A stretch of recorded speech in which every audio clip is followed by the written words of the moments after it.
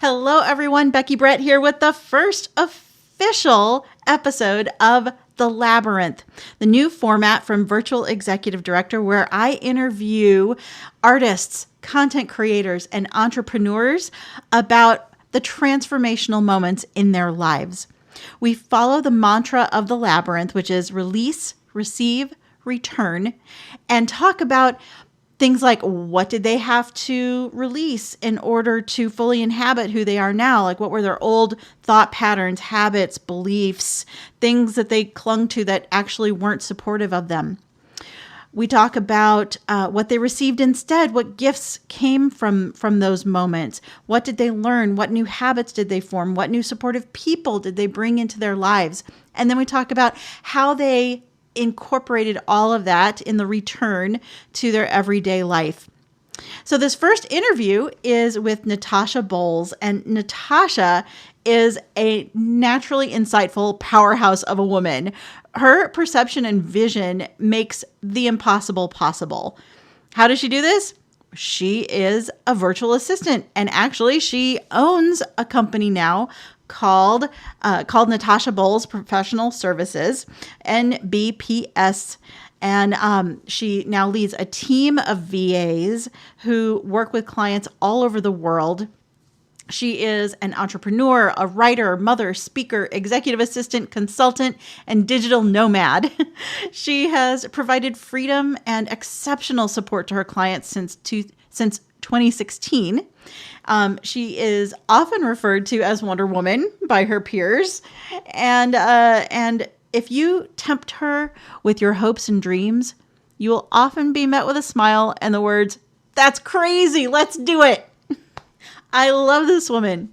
So this attitude, this just an abundance of positivity led her to create Natasha Bowles Professional Services, which is a remote staffing agency that supports the growth of your business or dream. Tasha's staff supports everyone from C-level executives to creatives, such as podcasters, authors, and coaches like me. Look, full disclosure, I am a client of hers.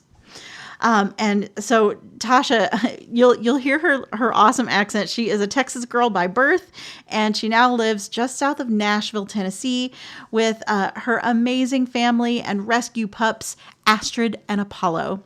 And now for my Labyrinth interview with Natasha Bowles.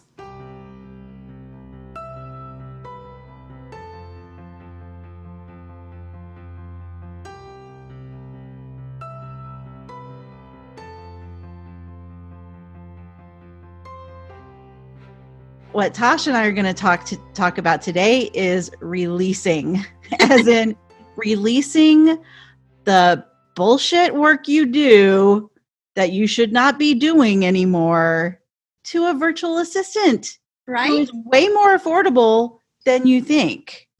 So Tasha, tell everyone a bit about like how you got into this business.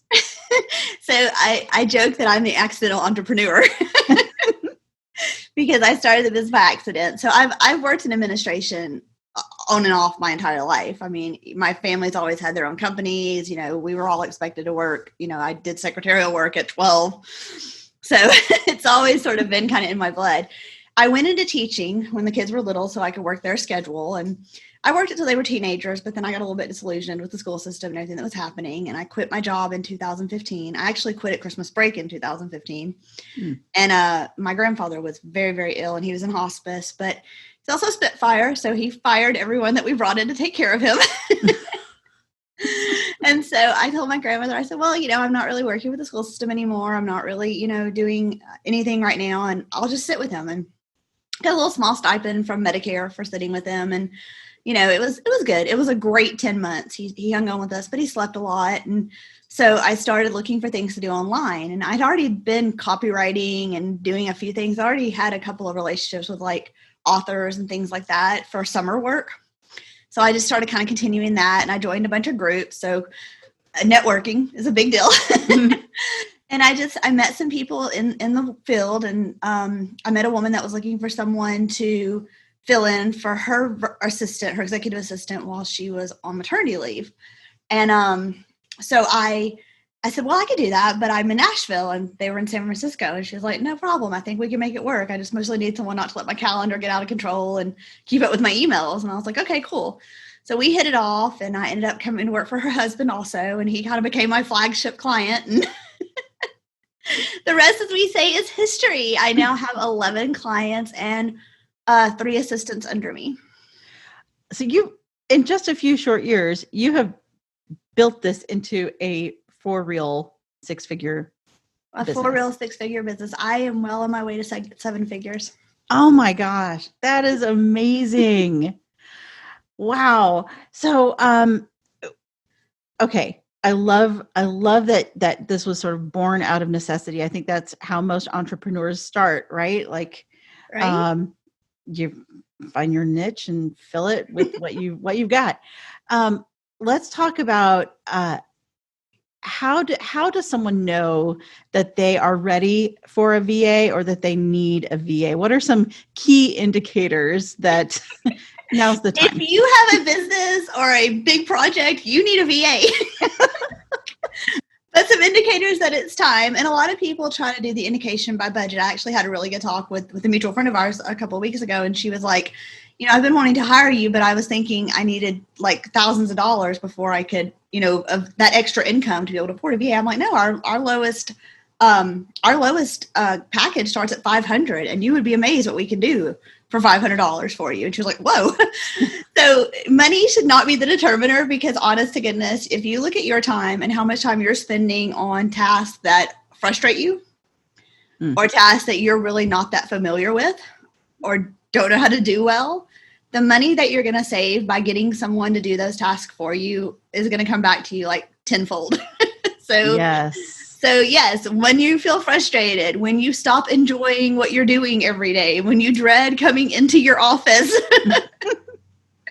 that is when you need a VA. And the great thing about a VA, a virtual assistant, is you only pay for what you need. So if you just need someone to help you like 10 hours a month, just take a couple of things off your plate. Can you imagine what you can do with 10 extra hours? I mean, a lot. Right? I think at the level that we all are now, like, we're really efficient at the things we're good at and inefficient at the things we're not good at. And so, I mean, it's hard to even compare, like me doing accounting takes 5 times as long as someone who's good at it. But me writing a grant, for example, or, like that I can do in 30 minutes, whereas someone else, it might take them 3 days. So focusing on your strengths is way more efficient use of your time than, yeah. And I mean, not even talking about like how good you feel knowing that someone else is handling it. Right. And if you get someone like me, I have a team. So I have a lot of strengths because I've built kind of an eclectic, portfolio over the years of things I've done for people. But I have things. I hate spreadsheets. Can't stand them. But I have someone on my team that could, she's a whiz with spreadsheets. She's amazing. So, even if I don't want to do it or it's not my strength, I have a team member. I don't like social media management. I do it. I'm very good at it. Don't really like to do it. So now I have someone on my team that they are great at social media management. They don't mind doing the postings. They actually enjoy it. So, I mean, those are all things, QuickBooks, communications, expense reports. I know a lot of executives don't like doing expense reports. Seriously. I literally have the last conference I went to pre-COVID. So it's been a long time now. Still haven't done the expense report for it. You have an assistant, right? I do have an assistant. Yes, full disclosure, I have one of Tasha's assistants as my assistant, and it is glorious.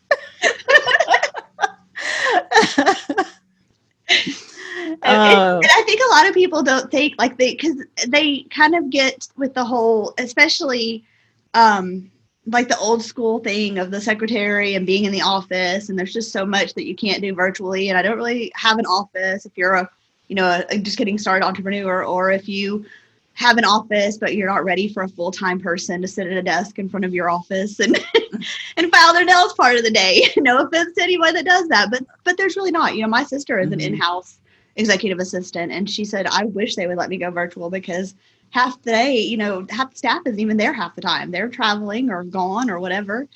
So, I mean, I think a lot of people think that because it's virtual, it's less. And it's not. I mean, we're top notch. We just like having the freedom of working from home or working when we're not COVID, working from the beach, working from the lake, working from wherever. And I do have some VIP clients that I go out and see every 6 to 8 weeks and kind of check on stuff for them there and handle anything that really does need to be handled in person. But I mean, honestly, anything that you can handle in office, we can handle online, except maybe like setting up for conferences and stuff like that. And I can even hire, I can hire a coffee shop. They can send somebody over to set up and greet the people for you, or a caterer if it's a lunch or whatever. So, I mean, even that is manageable remotely. I love it. I love it. So what are some fears that people have around hiring a VA? So I think price is a big fear. And like I said, our packages start at $500 a month, and you'd be amazed what we can do for $500 a month and go all the way up to $8,000 a month. And that's full-time, full out support. I have a client that I run his entire world. So it's, price is a big thing. So we definitely can work with you, and it's not something that you have to be like, people are like, oh, well, I have to be at a certain level to be able to afford an assistant. You really don't. I think letting go is a big thing. A lot of people have trouble letting go of stuff, especially with someone that's not in office with them. But there are so many things that we can put into place, like password protection. There apps like LastPass and other things like that. Project management support, where you can go on like Trello or Asana, or, there's so many of them that you can really almost follow what they're doing daily. I think another thing that people worry about with remote, and it's really a problem right now. I've been kind of pivoting into consulting a lot lately. And one of the things that's really been a big deal for people that don't normally work remotely is worrying that they're getting their money's worth, that the people are doing the jobs. But the thing is, if you set it up right with a person and you have someone that's experienced, you don't have to worry about what hours they're like. Am I working from 3 to 4 o'clock in the morning, or am I working from, noon to 1 or whatever, because you're going to see the results. It's really way more results driven than it is, paying someone hourly and just having them be available. Yeah, that's such a big point to make too, is that with your service, and I can imagine with every other VA service out there, you're paying for the time that you use, not for time, right? For all the time. And to be able to buy your own time back like that is critical, especially if you're in growth mode, if you're about to. So here's when I would hire a VA, when I'm about to launch a project, if I'm in growth mode, if I'm pivoting in my business and I need someone to handle what I'm pivoting away from so that I can focus on the new thing. If there is a major like life change coming up, oh my gosh, like if I'm about to have a baby, I better get me a VA. Right? Baby, get married. If I'm dealing with aging parents, there are just so many like life situations that I can see where having a VA would be really helpful. I mean, if not, maybe not for yourself personally, but like in your business, to have them continuing those things that you just don't really need to be. You need to pay attention to your life. And that's the one good thing about a service like mine is, like, even if you don't need like a full-time VA, you can develop a relationship with a VA company such as mine. And even we have some people that just come to us for projects. Like, we have a client that runs a nonprofit, and I mean, we do kind of things for her throughout the year, but mostly her busy time, because they do schools in Africa. So mostly her busy time is right before school kicks up. So October to January is like crazy busy for her. So we stay available if she needs stuff throughout the year. But then, we know that she's going to ramp up, and she knows that from October to January, we're going to have someone available for her for whatever happens, because that is such an insane time for her. But the rest of the year, she just kind of, here and there needs things. And we have a really open relationship, and we let her pay. I actually set up a package with her where she gets to pay out yearly. So she pays for X amount of hours yearly. And she just kind of pays a little bit each month so that it doesn't really hit her pocketbook all at once. And then that enables us to keep someone available for her. That's really great. Okay, we have to dish a little. I am dying to know, what are some of the craziest things someone has asked you to do, you or your team? I get asked to do no name all the time. I get asked to do crazy things all the time, especially right now, like in the middle of COVID. It's just so crazy. Like I get asked to, I'm trying to think without just giving away who people are. We get asked to do all kinds of stuff. We get asked to do everything. Like I've gotten calls in the middle of the night, like, oh, we decided we want to be in Spain in the morning, and can you make that happen? And oh my God, I want that life so badly. Right? So, I mean, everything from, in the middle of COVID, I had a client who, they had a big birthday recently, and their spouse had a big birthday recently, actually, and just kind of getting everything together to make a special birthday in the middle of, we can't leave our house or do anything, or so, and I mean, we do have some crazy things that have happened, but that is another good thing about a VA is we sign a non-disclosure with you, so we're not gonna dang it. So even if you ask us for the crazy nutty stuff, we're not gonna tell it. Come on, it's just you and me and a few hundred listeners. I don't know. Fine. Gosh. But yeah, we do some crazy things though. You'd be surprised. And nothing, like, the one good thing about us is, like, we are a full service agency.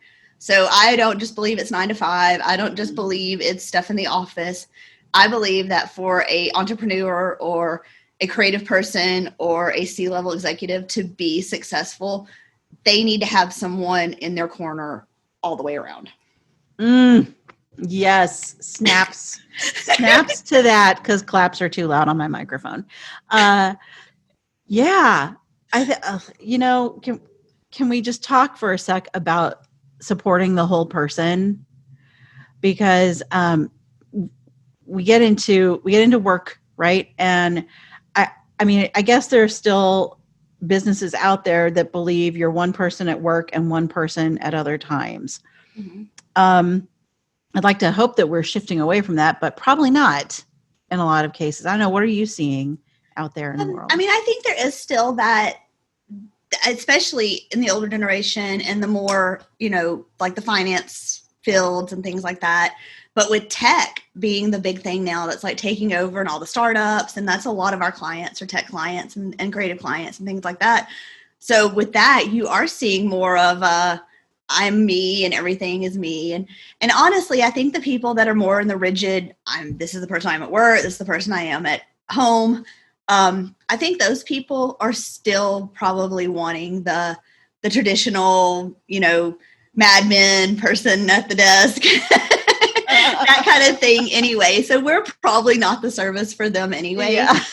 Good point. But I am seeing a big shift with the newer generations and the new and upcoming tech stuff and things like that, to people that are, and actually a couple of people that are actually willing to try it and seeing that they can trust us to not only, handle their business stuff, but their personal stuff. And, we're not going to let the personal stuff be told to the people in the office. And we're not going to let the personal stuff be, it's all very protected, and it's just between, you and I have one client, and he jokingly calls me his bestie, so I know all the things, but nobody knows that I know all the things. I mean, they assume, but nobody knows. Nice. About how long does it take to get a VA up to speed and onboarded? That's the great thing about going with a service like mine. Is unless you just have some crazy system that you use or something like that, you can reach out. We do a call. I normally do the initial call with someone. It takes about 30 minutes to an hour, depending on what their needs are and what they want to do. And then from there, I decide which one of my staff would be great for them. And then we do a second call, and I can usually do the second call within 24 hours. And we can have you up and running within 48 hours. And because my staff is already trained, like I said, unless you have something that's just crazy specific to your business, they already know what they're doing. So you just have to show them your systems and let them in and give them access to everything. And really you can be up and running within 48 hours. Wow. Nice. Nice. What do you wish people knew about either being a VA or hiring a VA that they don't? Mostly I just wish people knew that, one, it is affordable, and two, that it is the same, sometimes better. I mean, I'm considered an expert in my field. and so sometimes better service than you can get. I think a lot of people hear virtual and they still kind of think less than. Mm-hmm. And I really would, that's like my big thing, is just getting that myth out of there, because it's not true. You can get high level service from someone that works remote. Yeah.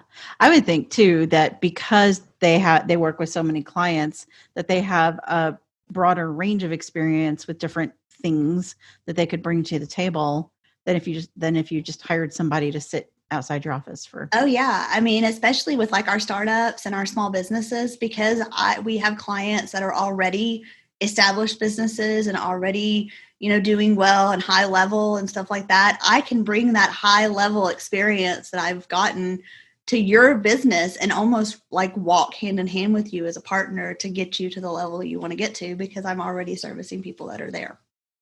If someone wants to be a virtual assistant, what advice would you have? This is where my online business manager would yell at me and say, if we had that course you've been talking about creating. Natasha, if we had that course. I know. I'm working on it. Okay. But actually, so I think that if you want to be a virtual assistant, the best place to start is networking. There's a lot of groups on Facebook. There's a lot of people that are really leading in the industry. Travinia Barber with Priority VA, she's leading in the industry. The Virtual Savvy, she's got an online group, and it's amazing. And there's a lot of people that you can connect with. Do be very careful about getting work on like Upworks. There's a lot of scams out there. Find a mentor, someone that's been in it for a while that is willing to just kind of be a friend and advise you and things like that, because there's a lot of taking advantage of in this field, because it's virtual and people are, want to get started and everyone's excited about working from home, but there are legitimate opportunities out there, and you just have to network and find them and start creating the relationships, because that's how you get the work. I mean, I'm supposed to be creating like a whole marketing thing, and I have a person that's probably going to listen to this and be like, yep, you're supposed to have the marketing thing, Natasha. Mm-hmm. But honestly, every client I've had has been from word of mouth. And every time I think, okay, we need to get the website up and running, and we need to start doing Facebook ads, we need to start reaching out and marketing, I get another client, because someone's like, hey, Natasha and her team are really great. You guys need to. So then I'm like, okay, now I got to onboard another client. Yeah. So definitely creating that. And I am creating a course for how to be a VA and different things and stuff like that. So I'll definitely share that with you when it gets done. Okay. Yeah. And I heard it through the grapevine from my assistant that you have finally hired your own personal assistant. So hello, cobbler, here are your shoes. How has that, tell me about the difference. I mean, because you do this for a living and you still didn't have your own. And now that you do, I'm dying to hear how it feels. So I actually hired a personal assistant this week. I mean, prior to that, having assistants in the business, I had just been throwing things at them as needed. But it was a little confusing because I'd be like throwing stuff at Michael and throwing stuff at Liz and throwing stuff at, and then I had a couple of, they weren't in the company, but they were willing to do things for me that I was throwing things at. And then it was like, okay, who do I give what to? Yeah. So I hired Alicia. I'm in the process of remodeling a house, and we had a little problem with the mailbox going up, and my mail got lost. Like, it was in limbo. We couldn't find my mail. So so she was like, hey, do you have anything I can do to make a little extra money? And I'm like, yes, track down my mail. So So she did. She actually did awesome. And because we live in a small town and the postmaster was somebody that somebody went to school with, and they were, of course, yeah. she was able to find my mail and not only find it, but get it and bring it to me because I ran away from home and I'm living in a hotel in Nashville right now. That's a whole other story. Yeah. But the life I have lead. an adventurous life. I do. Yeah. But yeah, so she came up here that weekend and she spent some time with me and I just kind of gave her a couple of projects. And like, I was like, all right, I can give you a little bit to do because Caleb and Liz are getting really busy with their clients. And I said, I can give you a little bit to do, a couple hours. By the end of the weekend, I had hired her she's quitting her other job. And bless her heart, the other night, Michael sent me a text. He's like, I'm going to need you to stop rapid firing stuff at Alicia because she wants to do it perfect. And I'm trying to eat. And she keeps asking me questions. I'm like, well, you should have that talk with her that I had with you, that just because your client is high energy doesn't mean you have to be anxious. Oh, okay. Wait, now let's go back to this. This sounds like some really good advice. Can you say that again? Oh, just because your client is high energy doesn't mean you have to let them make you anxious. Okay. So that is one good thing about creating a relationship with someone is you can create a system. So I have a client and let's say I booked him for an hour meeting between 10 and 11, but they ended up wrapping up 38 minutes in. That man's got, almost half an hour, 22 minutes at least, and he can just send stuff to me and he does rapid fire, like, and it used to make me anxious. Like I get it all and I'm like, oh, I got to respond to this and I got to deal with this all. So, but I've learned and I've built a relationship with him and the trust with him that I'm able to just send back and be like, hey, I see all of this. I see you. I'm going to respond to you, but I'm not going to get it all back to you before your next call. So, and that is something that you do have to learn, especially when you start dealing with like really high level executives and things like that, because they're very high energy. They're very high, demand and you have to really, really be careful. And also not only for you, because if you get anxious, then they get anxious. Yeah. And then I jokingly say a lot of what I do is like therapy. I'm like, okay, let's pause and tell me about your day. And just being very aware because you spend so much time with that person and you do so much for them, especially when you're handling both the personal and the professional. You really do become very in tune to their moods and their shifts and to be able to have a relationship with them where you can say, hey, time out. Let's talk about what's happening with you today.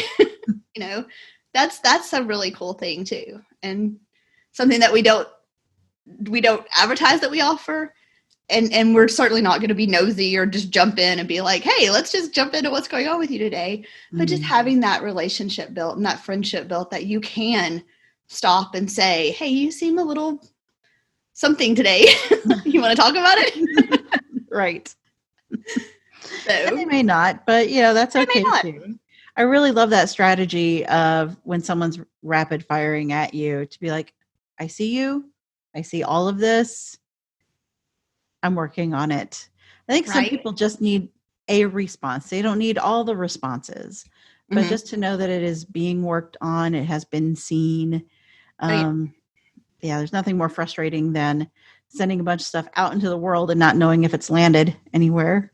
No, we have a definite policy. And I think that you've built that with your assistant of at least saying, I see you, even if we can't get to it right away. And, we had something the other morning where we had so we have clients and while every client is important to us, we do have clients that have bought the bigger packages and expect a little bit more and get a little bit quicker turnover just because of the package that they've bought and the what they're doing with us.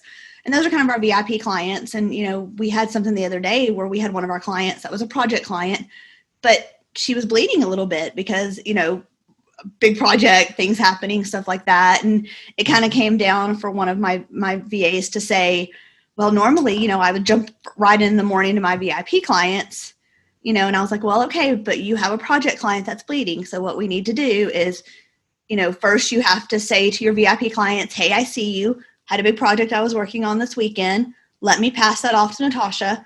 I'll be right back with you. So they know you haven't forgotten them. You're not, just ditching them for the morning or whatever. That's a big thing in this world, is just communication. Yeah. But then also being able to turn around to that client that, and put a tourniquet on it and be like, hey, I still see you. And I know, I understand. And even though I'm going to have to pass you off this morning to Natasha, this is what's happening. We're still working on you. We're still dealing with your stuff. We're still, we're still available. I just have some stuff I have to handle. And it's all about communication. And that's a big thing with having a remote worker. And I think that's a big problem, that like a lot of people want to micromanage and have people put like every single second of what they're doing and writing out spreadsheets and stuff. That's not a good use of your assistant's time. You're paying them to manage their own day. That's crazy. But that's happening a lot, especially with companies that in the COVID stuff have had to shift to remote work and don't really know what they're doing. So they're trying to micromanage, and then you end up with burnout, and then you end up with resentment. And so it really is better if you can create a system where you guys communicate and, you're telling each other what's happening, but not in a way where the person's feeling like they have to give you every second of their day. Like they feel guilty going to the bathroom. Right. Oh gosh, that is insane. So it's the biggest thing about doing this kind of work is communication and building that relationship, that trust. What would you say, since this episode is about releasing, what would you say is the hardest thing for someone to let go to their VA? So probably the hardest thing that someone lets go is their schedule.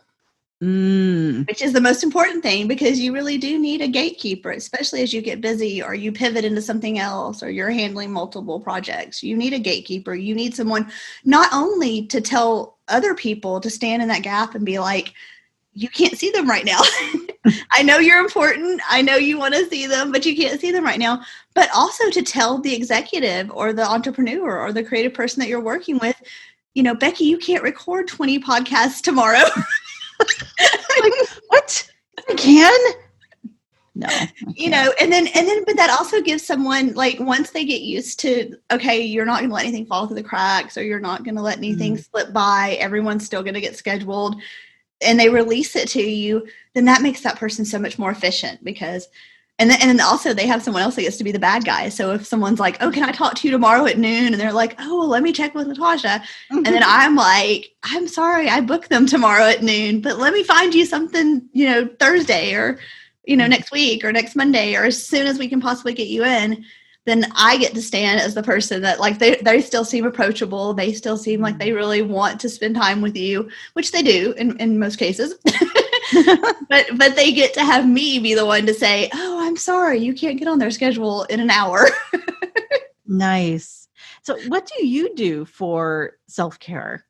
I mean, you're a busy business owner too, an entrepreneur, very successful. What do you do for yourself? So I'm actually struggling with that right now, because prior to this, I traveled a lot. So I, even though I worked every day, I worked in vacation spots. So like I had the mental of, okay, I'm feeling tired, I'm going to shut down. One thing I do that's very important is I time block. So I work crazy hours because I work with clients all over the world, not just even all over the United States. I literally work with clients all over the world. So because of that, I tend to have my day be very spread out. Mm-hmm. So I time block. And really, even though I'm available about 12 hours a day to clients, I only actually work about 7 of those. So I'm very good about time blocking, about shutting down. If I have to get up at 3:00 to have a meeting with someone in London, I know I'm going to need a nap about 2:00 in the afternoon, and I schedule that into my day. I schedule time for naps. I schedule time for rest. I have a nightly thing, a daily and a morning and nightly thing that I've been doing about, giving myself a facial. And, I'm getting a lot of people requests for interviews and Facebook Lives and stuff like that. I'm 44 now, so I'm trying to be aware of the fact that I need to take better care of myself. Nice. Yes. Yes, we all do. I love that time blocking and knowing scheduling in rest time. That is so important. It doesn't just happen. No, it doesn't. You have to, especially when you work from home, because it is so easy to work like around the clock. So I time block, and I'm very aware. I have a personal trainer now. I mean, we do it on Zoom, and it's, but I'm still taking that time, and I'm taking the time to go for walks. I even have that in my schedule about walking with the dogs. We walk 3 times a day, we just go for a little 30-minute walk, 35-minute walk, So just making sure that you're not burning yourself out is so important, especially when you work from home, and especially when you're an entrepreneur, because like you said, not only am I assistant, I'm a business owner and I'm growing a business that is growing by leaps and bounds. So yeah, I mean, I have to even take that time and say, okay, I'm done with client work today, but I'm not going to stay up to 1 a.m. working on stuff for my business. I hired an assistant. I hired an online business manager. And while I'm still training them and we're still kind of working toward releasing more things, that's my ultimate goal, is to release most of the business stuff to them. I love it. Release. Release. Release. That way you can make room for inspiration, creativity, innovation. None of that comes when you're filling out an expense report. Sorry. It does not. But some people are jazzed by that. Believe it or not, math actually excites some people. You got to find someone that math excites. Yes, exactly. Oh, Tasha, how can people get more of you if you don't have a website yet? What's the best way to get in touch with you and follow you? So really the best way to reach me is on LinkedIn. It's Natasha being WW on LinkedIn. And then Natasha at NB as in boy, P as in Paul, S as in Sam, virtualstaffing.com is my email. And we do have a Facebook page. It's Natasha Bowles Professional Services. Okay. All of these links will be in the show notes. Awesome. So LinkedIn, email, and Facebook. LinkedIn, email, and Facebook. All right. Any parting words? Take care of yourself, because we are in some really weird times and you don't have to do everything alone. So find a friend, find an assistant, someone you can trust. Thank you. You're Good welcome. advice. I love when clients become friends, and I love when friends become clients. It's my favorite thing. Thank you again, Natasha. I loved having this conversation with you, and I hope that all of you did too. This podcast is brought to you by Virtual Executive Director, an intuitive executive coaching program specifically for artists, content creators, leaders of creative teams, creative entrepreneurs, and those who love them. This is a one-on-one program, so it's you and me directly for a minimum of 3 months. I use the mantra of the labyrinth, release, receive, return, to guide our sessions, along with a mélange of both practical and woo-woo techniques to help you reach your goals. This will help you build relationships that support you and your work, find more time for the people and the things you love, and ultimately bring you to the life of your dreams. So far, my most successful clients have come to me when they are building or birthing something new and they need to shed old habits, beliefs, and thought patterns in order to fully realize their new creation. If this sounds like you, fill out the application linked here in the show notes, and if I think we're a good fit, I'll contact you to schedule a quick call. And hey, don't worry, it's not a high-pressure sales situation because I'm the one interviewing you. If you liked this podcast, please be sure to subscribe, leave a review, and share it with a friend. If you don't already, follow me on Instagram at Becky Brett Caldwell for daily inspiration, information, and support. I do daily and weekly Labyrinth Oracle card readings to inspire and guide my community. Enjoy the journey, everyone, and remember, you can lose yourself in a maze, but you can find yourself in a labyrinth.